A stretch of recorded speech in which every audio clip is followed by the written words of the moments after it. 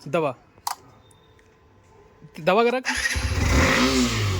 हाय, मेरा नाम है देवेंद्र सैनी और आज मैं करने जा रहा हूँ रिव्यू हीरो एक्सट्रीम 125R। ये जो बाइक है और ये है वो बाइक जिसकी मैं बात कर रहा हूँ। इसका लुक चेक कीजिए आप। Hero extreme 125R 125 CC engine है, बहुत ही एग्रेसिव लुक के साथ है। और बात करें हम इसकी कलर की तो ये है ब्लैक विद ग्रे। ये इसका पीछे का लुक। तो हीरो की एक्सट्रीम 125R सीसी जो बाइक है ये होने वाली 125 सीसी में। इसका इंजन है 125 सीसी और परफॉर्मेंस बहुत ही अच्छी है, जिसकी 11.5 bhp की पावर है। और तो अब बात कर लेते हैं इसकी प्राइसिंग की।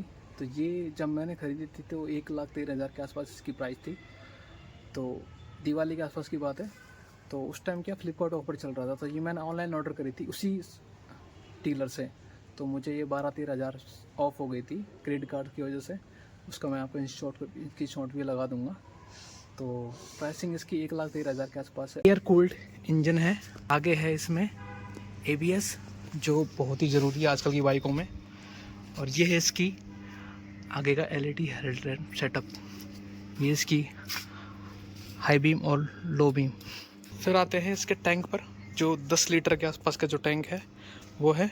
और अब आते हैं हैंडल से बटन।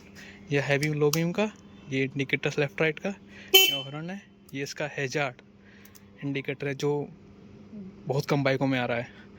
और ये हो गया स्टार्ट एंड स्टॉप बटन। ये है इसका इंस्ट्रूमेंट क्लस्टर जो ऐसा होने वाला है। तो सबसे पहले देख लेते हैं ये हो गई अपने, मैं बंद करके चालू करके दिखा देता हूँ एक बार। ये देखो ये इसका वेलकम है, ये इसका RPM हो गया, ये इसकी स्पीड, यहाँ पे गियर शो होंगे। ये 6 महीने पहले मैंने ली थी दिवाली को, तो 6,500 किलोमीटर चल चुकी है। और ये इसका फ्यूल है, यहाँ पे ये सर्विस का बटन आ रहा है क्योंकि सर्विस होने वाली है इसकी। यहाँ पे देखेंगे तो यहाँ पे आप दीजिएगा फ्यूल का, इंजन का, ये स्टैंड का, ये हाई बीम का, और ये इंडिकेटर्स का, और ये बगल में ABS का। बाइक देखने में बहुत ही एग्रेसिव फील होती है और हैवी।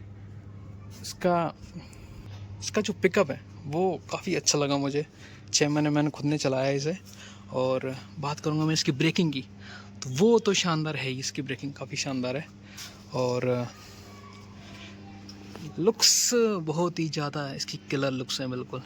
ये DRL इसमें साथ दे रखे हैं, ये हेडलाइट है ही, और इंडिकेटर्स हैं इसमें LED वाले।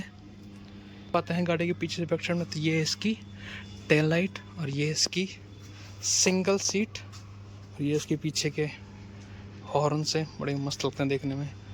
इसमें 2 सीट आती हैं, एक तो स्प्लिट आती है, एक सिंगल आती है। तो मुझे पर्सनली सिंगल ही अच्छी लगती है क्योंकि ये देखने में थोड़ी अच्छी लगती है। वो थोड़ी सी अजीब सी लगती है, बिल्कुल अलग सी लगती है क्योंकि वो अलग से यहाँ से कट सी जाती है।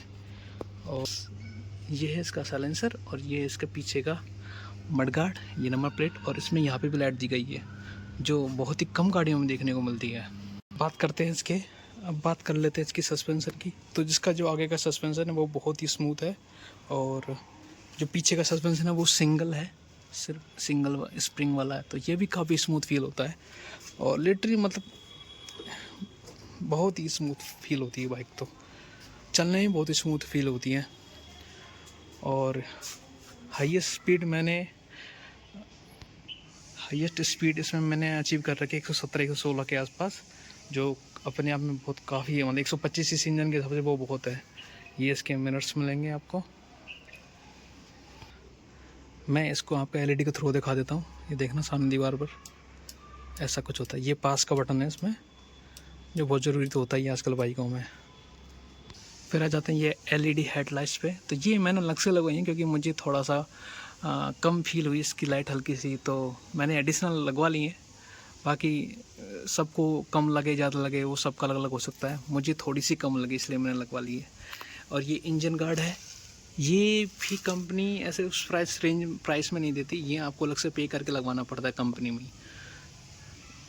इसकी लाइटिंग की टेस्टिंग की मैं अलग से एक वीडियो दोबारा बना के डाल दूँगा अंधेरे में, उससे आपको पता चलेगा इसकी लो बीम और हाई बीम कैसे काम करती है। ये TFT डिस्प्ले आ गई है, और पीछे भी ABS दे दी गई है। इसमें ABS नहीं है पर उसमें आ गया है। जैसे इसकी तरह।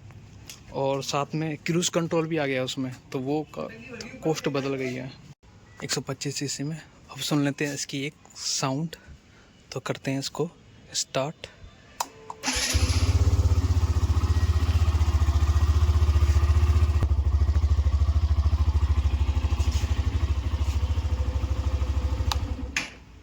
आवाज़ बड़ी ही प्यारी है इसकी, मुझे पर्सनली बहुत अच्छी लगती है।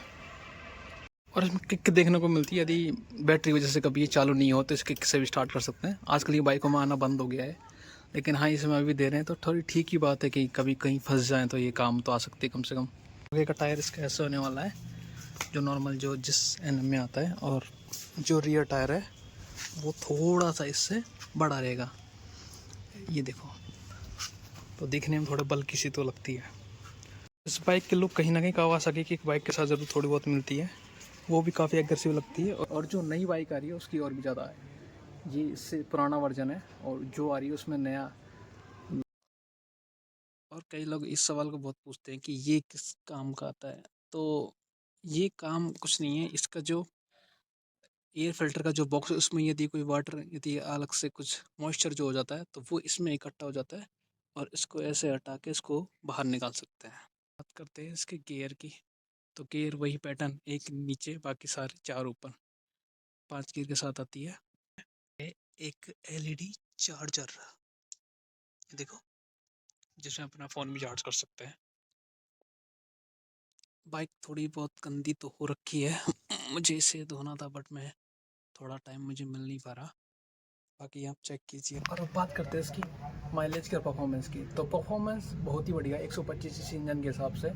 जो टॉर्क मिलता है, जो पावर मिलती है, बहुत ही लाजवाब है इस सेगमेंट में, 125 सीसी के सेगमेंट में।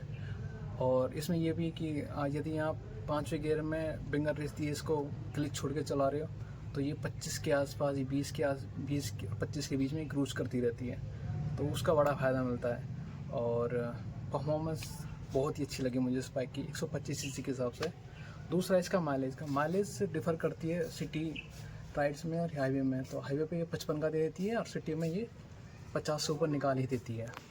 तो ओवरऑल मतलब गाड़ी की डिज़ाइन जो है वो स्पोर्टी है, माइलेज भी अच्छी है, परफॉर्मेंस भी अच्छी है, कलर आपको ब्लैक मिल जाता है, तो मतलब काफ़ी हद तक बहुत सही है। और मैंने 6 महीने चलाई है इसे, तो मुझे तो सही फील हुई है गाड़ी, मतलब मज़ा आता है इसे चलाने में।